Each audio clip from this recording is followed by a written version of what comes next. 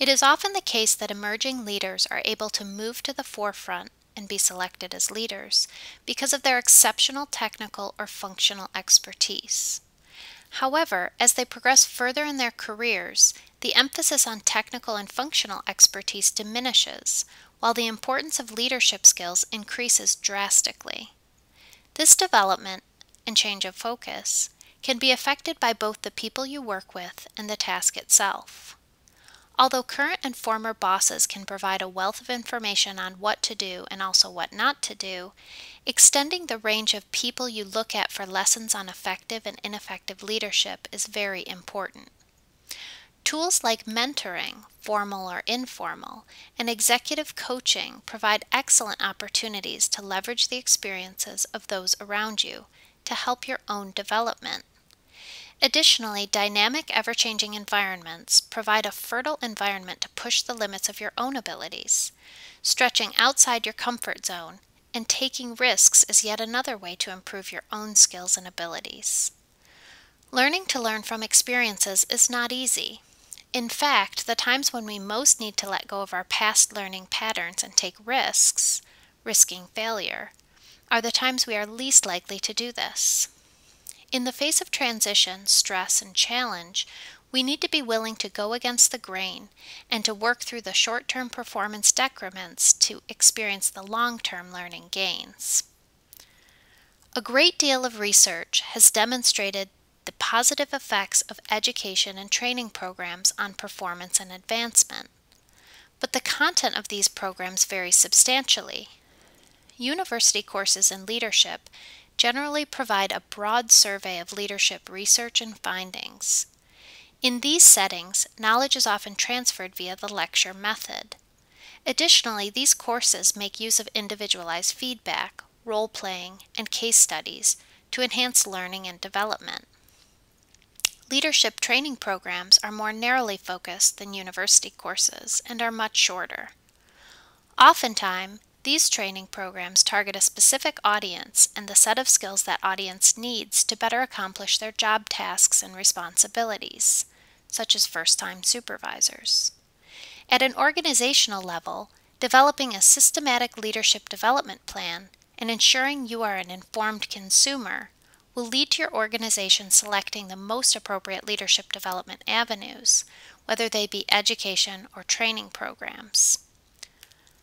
Two broad categories of innovative approaches to leader development include art-based approaches and technology-based approaches.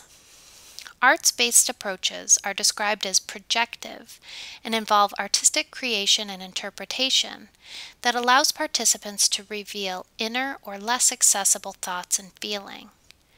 Technology-based approaches, on the other hand, include things like video games and virtual reality simulations.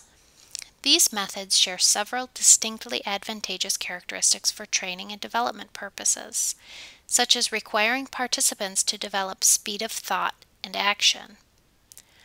Although education, training, experience, values, personality traits, and intelligence help to determine how easy or difficult it will be to change a targeted behavior, all behavior is under conscious control.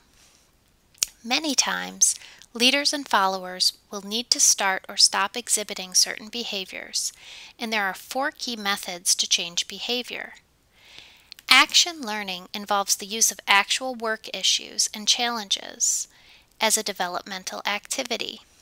Participants work in teams to tackle real-world organizational challenges as part of their daily job.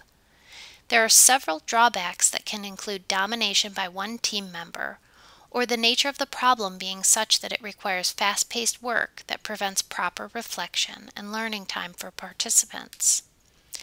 Action learning focuses on the fact that for adults in particular, the best learning is learning by doing. Development planning is a self-development technique that involves identifying the behaviors to change, building a plan to facilitate the change, getting regular feedback on targeted behaviors, and periodically reviewing progress. Coaching and mentoring are 2 other behavioral change techniques that involve both the individual and a boss. Coaching usually involves an immediate supervisor or an external coach who helps the individual identify specific behaviors to change and provide advice and support. Mentoring usually involves a superior who is several leadership levels higher in the organization, who provides protégés with career guidance, development opportunities, visibility with senior staff, etc. Research has shown that all three techniques can be very effective ways to help people change their behavior. Leadership is difficult and complex. In an effort to avoid this difficulty and complexity, some try to convince themselves that they do not want to or cannot lead. This is unfortunate. Do not avoid the leadership arena and its associated challenges based on some global self-defeating beliefs. Take a chance, experiment and take some risks. Be willing to extend yourself and broaden the scope of possibilities.